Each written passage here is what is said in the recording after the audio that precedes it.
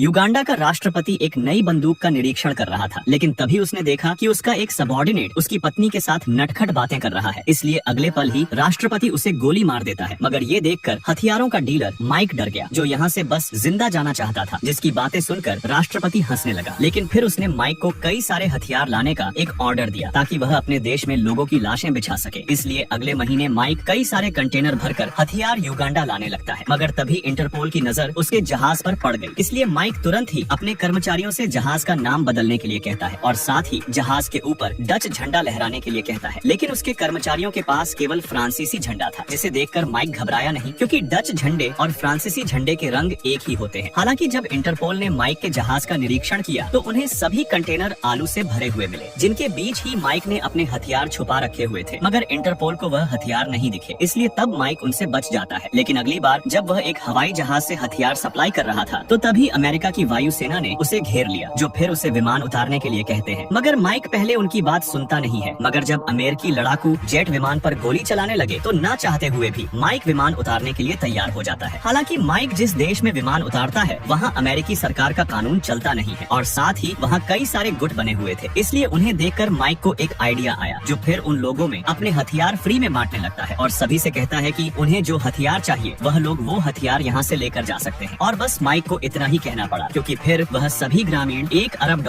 के हथियार कुछ ही मिनट में लूट कर ले गए। यहाँ तक कि अब वह लोग माइक के प्लेन के टुकड़े भी ले जाने लगते हैं और कुछ घंटों के बाद सिर्फ प्लेन का ढांचा छोड़ते हैं। लेकिन कई घंटे बाद जब पुलिस वहाँ पर पहुँची तो उन्हें एक भी हथियार नहीं मिला, इसलिए फिर उन्हें माइक को छोड़ना पड़ता है।